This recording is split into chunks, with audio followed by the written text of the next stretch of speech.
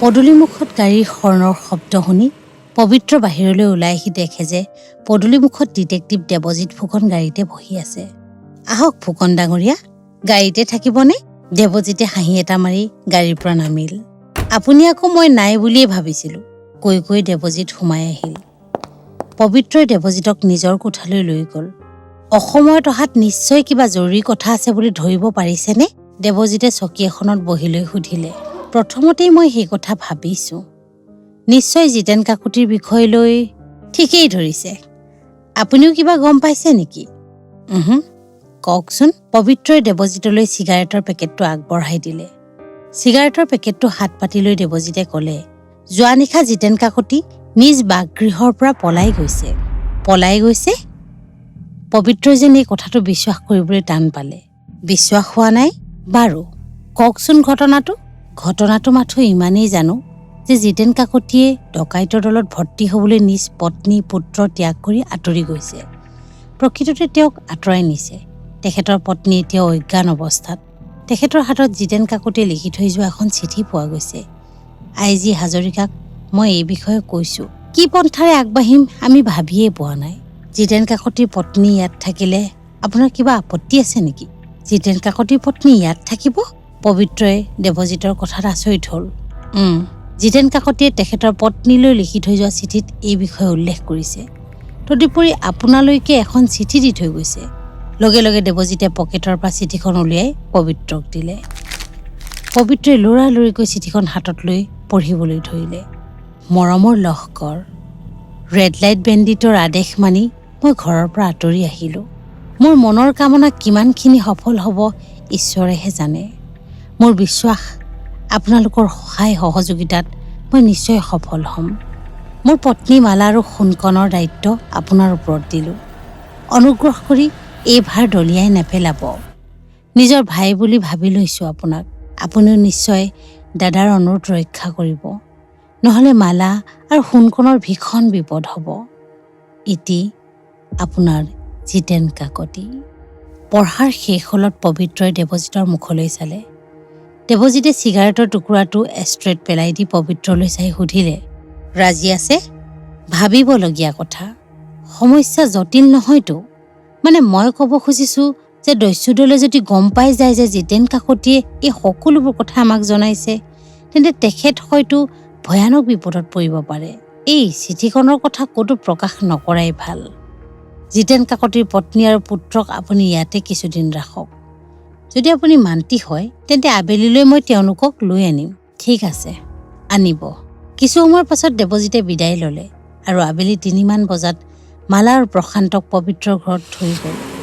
পবিত্ৰই এটা কোঠা ঠিক কৰি দি মালাক ক'লে, এইটো কোঠাতে আপুনি নিৰ্ভয়ে থাকিব পাৰিব। মই জিতেন দাক নিজৰ ককাইদেউৰ দৰে ভাবোঁ। এতেকে মোকো আপুনি ভাই বুলিয়ে ভাবিব। মালাই সেই কথালৈ কাণ নকৰি পবিত্ৰক সুধিলে, আপুনি পুলিচত কাম কৰে? নকৰোঁ। তেন্তে মই একো চাকৰি নকৰোঁ। মালাই যেন কথাটো বিশ্বাস কৰিবলৈ টান পালে। তোমাক বাৰু মই কি বুলি মাতিম? প্ৰশান্তই মাজতে সুধিলে। খুৰা বুলি। পবিত্ৰই আনন্দতে প্ৰশান্তক সাৱটি ধৰি ক'লে। আপোনাৰ ইয়াত আৰু কোন কোন থাকে? মালাই সুধিলে। শিউলাল, ৰাজা আৰু মই। লগে লগে পবিত্ৰই ভিতৰলৈ চাই চিঞৰি মাতিলে, শিউলাল! হুজুৰ! শিউলালে ভিতৰৰ পৰা চিঞৰি মাতিলে, ৰাজাক লৈ এইফালে আহ। খন্তেক পাছতে শিউলালে এলচিচিয়ান কুকুৰ ৰাজাক লৈ আহি উপস্থিত হ'ল। ইয়ে মোৰ ঘৰৰ আচল মালিক আৰু অন্নদাতা, আৰু ই মোৰ আটাইতকৈ বিশ্বাসী বন্ধু ৰাজা। আপোনাৰ আৰু নিজৰ মানুহ কোনো নাই? মোক আপুনি বুলি কোৱাতকৈ তুমি সম্বোধন কৰিলে বেছি ভাল পাম। ঠিক আছে, মই তুমি বুলিয়ে সম্বোধন কৰিম। তুমিও মোক বৌদেউ বুলি মাতিবা। নিশ্চয় মাতিম। ইয়াৰ পাছত পবিত্ৰই মালাৰ সৈতে জিতেন কাকতিৰ অন্তৰ্ধান সম্পৰ্কে আলোচনা কৰিলে। ঠিক সেই সময়তে শিউলালে আহি পবিত্ৰক উদ্দেশ্যি ক'লে, হুজুৰ, বাগানিশ বাবু আয়া হে। কোন বাবু? পবিত্ৰই প্ৰশ্ন কৰিলে। বাগানিশ? মূৰ্খ, বাগানিশ নহয়, বৈজ্ঞানিক। যা, ইয়ালৈকে মাতি আন। অলপ পাছতে বিজ্ঞানী ডক্টৰ অমল কৃষ্ণ হাজৰিকা সোমাই আহিল। হঠাৎ মালাক দেখি অমল কৃষ্ণ থমকি ৰ'ল আৰু হাত দুখন ওপৰলৈ তুলি নমস্কাৰ জনাই ক'লে, নমস্কাৰ। মালাই প্ৰতি নমস্কাৰ জনালে। আপুনি জানো চিনি পাইছে? পবিত্ৰই হাঁহি মাৰি অমল কৃষ্ণক সুধিলে। চিনি নোপোৱাকৈ মই এখেতক নমস্কাৰ দিমনে? দেৱজিতে মোক ইতিমধ্যে সকলো কৈছে। পবিত্ৰই অমল কৃষ্ণক বহিবলৈ দি মালালৈ চাই সুধিলে, বৌদেউ, আপুনি বাৰু এখেতক চিনিব পাৰিছেনে? নিশ্চয়, এখেতক মই অনেকবাৰ দেখিছোঁ। সিদিনা সোণকণৰ জন্মোৎসৱতো এখেত উপস্থিত আছিল, মালাই ক'লে। হয়, মই গৈছিলোঁ, অমল কৃষ্ণই হাঁহি মাৰি ক'লে। ইয়াত আপুনি নিশ্চিন্তে থাকিব পাৰিব, কোনো বিপদ নাই। জিতেন কাকতিৰ বাবেও কোনো চিন্তা নকৰিব, তেখেতৰ কাৰ্য সফল হ'লেই উভতি আহিব। তদুপৰি দেৱজিৎ ফুকন আৰু স্বয়ং মিষ্টাৰ লহকৰ আছে যেতিয়া আপোনাৰ কোনো বিপদ নহয়। লহকৰ মানে? আপুনি এই প্ৰাইভেট ডিটেক্টিভ পবিত্ৰ লহকৰ নেকি? মালাই পবিত্ৰলৈ চাই প্ৰশ্ন কৰিলে। আপুনি এতিয়ালৈকে চিনি পোৱা নাই? কি আচৰিত কথা। অমল কৃষ্ণই পবিত্ৰৰ মুখলৈ চালে। পবিত্ৰই ঢেক ঢেককৈ হাঁহি উত্তৰ দিলে, প্ৰকৃততে মই চিনাকি দিয়া নাই। দুখ হৈছে, ক্ষমা কৰিব বৌদেউ। আপোনাৰ নাম মই বহুদিন আগৰে পৰাই শুনিছোঁ আৰু আপোনাৰ গুণৰ কথাও জানো। এতিয়া নিশ্চয়। মালাৰ কথা শেষ নহওঁতেই অমল কৃষ্ণই ক'লে, সেই বিষয়ে সমূলি চিন্তা নকৰিব, য'তেই এখেত ত'তেই জয়। নাই হোৱা, য'তে ধৰ্ম ত'তে জয়, প্ৰশান্তই তপৰাই ক'লে। অমল কৃষ্ণই মৰমতে প্ৰশান্তক কোলাত তুলি লৈ মুখত চুমা এটা খালে। আপুনি মোৰ খুৰা নেকি? মই তোমাৰ খুৰা নহয়, মই তোমাৰ মামাহে, এওঁহে তোমাৰ খুৰা, পবিত্ৰলৈ আঙুলিয়াই অমল কৃষ্ণই ক'লে। প্ৰশান্তক লগত লৈ অমল কৃষ্ণ আৰু পবিত্ৰ কিছু সময়ৰ পাছত চহৰ অভিমুখে ওলাই গ'ল। নলিনী বৰাৰ একো খবৰ এতিয়ালৈকে দেৱজিতে উলিয়াব পৰা নাই, বাটত অমল কৃষ্ণই ক'লে। কুমাৰপট্টিত থকা নলিনী বৰাৰ ঘৰটোতো হেনো কোনো মানুহ নাই, তথাপি আজি নিশা আমি এবাৰ অভিযান চলোৱা ভাল নহয় জানো? ঠিক আছে, নিশা 12 বজাত, পবিত্ৰৰ কথাত অমল কৃষ্ণই ক'লে। নিশা 12 বজাৰ লগে লগে অমল কৃষ্ণ আৰু পবিত্ৰই বেলেগ সাজপাৰ পিন্ধি মালা আৰু প্ৰশান্তক শোৱাৰ পাছত নৈশ অভিযানৰ বাবে বাহিৰ ওলাল। নিশাটো আছিল জোনাকেৰে ভৰা, গৰমকালি জোনৰ পোহৰৰ ঢৌৱে ঢৌৱাই নিয়া এটা নিশা। দুয়ো গাড়ীৰে কুমাৰপট্টি অভিমুখে অগ্ৰসৰ হ'ল। কেইমিনিটমানৰ ভিতৰতে গাড়ী গৈ কুমাৰপট্টিত সোমাল। এডোখৰ ঠাইত অমল কৃষ্ণই গাড়ীখন ৰখালে। নিশব্দে দুয়ো গাড়ীৰ পৰা নামি আগবাঢ়িল। সন্মুখত এটা প্ৰকাণ্ড অট্টালিকা। পবিত্ৰ থমকি ৰ'ল। এইটো কাৰ অট্টালিকা? অমল কৃষ্ণই সুধিলে। বিদ্যাধৰ বৰুৱা, উকিল। দুয়ো পুনৰ অগ্ৰসৰ হ'ল। বিদ্যাধৰ বৰুৱা অট্টালিকাটোৰ কাষত থকা দুমহলীয়া দালানটোৱে নলিনী বৰাৰ। জোনৰ পোহৰত দুয়ো ঘৰটো ভালদৰে দেখা পাইছিল। ঘৰটোৰ ভিতৰত ক'তো পোহৰৰ লেশমাত্ৰও নাই। ইফালে সিফালে চাই দুয়ো প্ৰকাণ্ড লোহাৰ গেটখনৰ সন্মুখত থিয় হ'ল। অমল কৃষ্ণই সন্তপৰ্ণে গেটখনৰ হুকটো খুলি ঠেলি দিলে। এটা বিকৃত কেৰ কেৰ শব্দ কৰি গেটখন আংশিক মেল খালে। শব্দৰ প্ৰতিক্ৰিয়া কি হ'ব পাৰে তাকে চাবলৈ দুই কিছু সময় তাতে থিয় হৈ ৰ'ল। এনেতে আলিবাটৰ ওপৰত বুট জোতাৰ খট খট শব্দ শুনি দুই ততালিকে চৌহদৰ ভিতৰ সোমাই দুজোপা গছৰ আঁৰলৈ লুকাল। খন্তেক পাছতে দুজন টহলদাৰী পুলিচ আলিবাটেদি পাৰ হৈ গ'ল। পবিত্ৰ আৰু অমল কৃষ্ণ লুকাই থকা ঠাইৰ পৰা ওলাই লাহে লাহে ঘৰটোৰ কাষ চাপিল। সন্মুখৰ দুৱাৰখনত এটা ডাঙৰ তলা ওলমি আছিল। তাকে দেখি ইজনে সিজনৰ মুখলৈ চালে। দুয়ো পুনৰ পিছফাললৈ গ'ল। পিছফালৰ দুৱাৰতো একেই অৱস্থা। পবিত্ৰই লৰালৰিকৈ পকেটৰ পৰা এটা যন্ত্ৰ উলিয়াই তলাটো অনায়াসে খুলি পেলালে। সন্তপৰ্ণে দুয়ো ভিতৰ সোমাল। অমল কৃষ্ণই হাতত থকা সৰু টৰ্চটো জ্বলালে।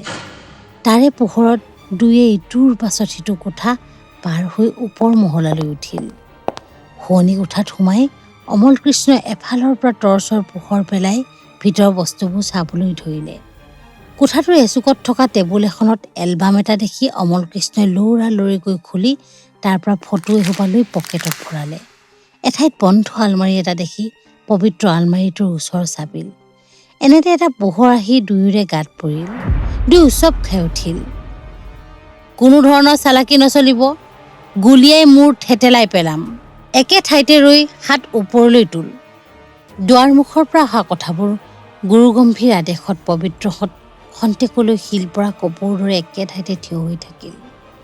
তাৰ পাছত দুয়ো হাত ওপৰলৈ তুলিলে। এটা কৰ্কশ হাঁহি মাৰি আগন্তুকে ক'লে, ফেউগিৰি কৰিবলৈ আৰু ঠাই নাপালি। পোনতে নিজে সাৱধান হ'বলৈ শিক। এনেদৰে দুৰ্বলী আৰু অসাৱধান হ'লে কাৰোবাৰ লপাথপা পোৱাৰ উপৰিও জীৱনলৈ কুসংশয়। দুনাই এই কামলৈ হাত নেমেলিবি। দ্বিতীয়বাৰ মোৰ মুখামুখি হ'লে মই কিন্তু ক্ষমা নকৰিম। এতিয়া অহা বাটে ঘূৰি গৈ ঘৰত শান্ত ল'ৰাৰ দৰে শুই থাকগৈ। অমল কৃষ্ণ আৰু পবিত্ৰ একেদৰেই ৰৈ থাকিল। ওলাই যা, আগন্তুকে হুংকাৰি উঠিল। পবিত্ৰ আৰু অমল কৃষ্ণ ভিজা মেকুৰীটোৰ দৰে সুৰ সুৰকৈ বাহিৰলৈ ওলাই গ'ল। কাৰো মুখত কোনো কথা নাই। দুয়ো গৈ গাড়ীৰ ওচৰত ৰলগৈ। অমল কৃষ্ণই এটা সমনীয়াহ কাঢ়ি পবিত্ৰক ক'লে, উঠক লহকৰ। পবিত্ৰ নীৰৱে গাড়ীত উঠি বহিল। অমল কৃষ্ণই ড্ৰাইভিং ছিটত বহিব খুজি থমকি ৰল। ছিটটোৰ ওপৰত এখন বগা কাগজ পৰি থকা অমল কৃষ্ণই জোনৰ পোহৰত দেখা পালে। কি? পবিত্ৰই সুধিলে। বোধ কৰোঁ চিঠি। টৰ্চ জ্বলাওকচোন। পবিত্ৰই টৰ্চটো জ্বলালে। অমল কৃষ্ণই পবিত্ৰৰ নাম দেখি পবিত্ৰলৈ কাগজখন আগবঢ়াই দিলে। আপোনাৰ চিঠি, পঢ়কচোন। অমল কৃষ্ণকে পুনৰ পঢ়িবলৈ কোৱাত অমল কৃষ্ণই হাতত লৈ পঢ়িবলৈ ধৰিলে। মৰমৰ লহকৰ, আপোনালোকতকৈ 20 মিনিটমানৰ আগতেই আহি আমি এইখিনি পাইছিলোঁ। মোৰ লগৰ দলপতিৰ ৰেড লাইট বেণ্ডীটো আছে। সাৱধান, আপোনালোকৰ গাড়ীৰ ইঞ্জিনত টাইম বম ফিট কৰা আছে। বহলাই লিখাৰ সময় নাই। নলিনী বৰাক হত্যা কৰিছে। তাক অনুসৰণ নকৰাই ভাল। কাকতি। অমল কৃষ্ণই পবিত্ৰৰ মুখলৈ চালে।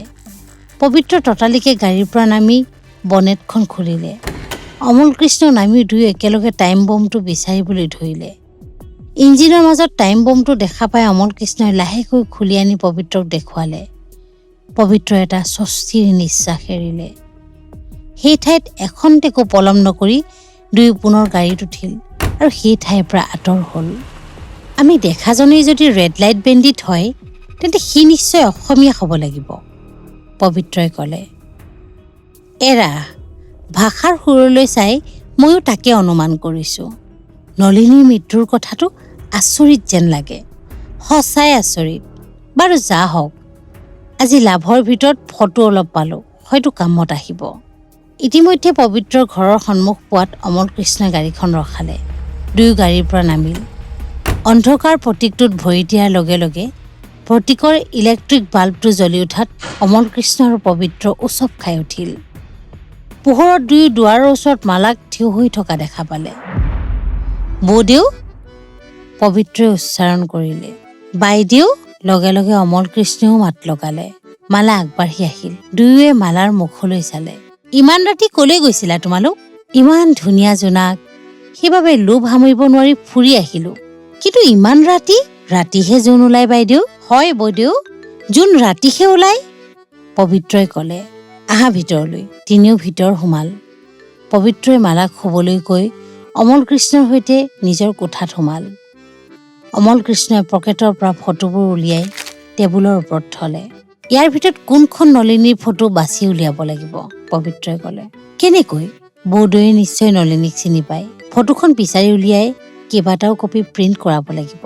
ক'ত দিব প্ৰিণ্ট কৰাবলৈ, অমল কৃষ্ণই সুধিলে। আৰোৰা আৰ্ট গেলেৰীত।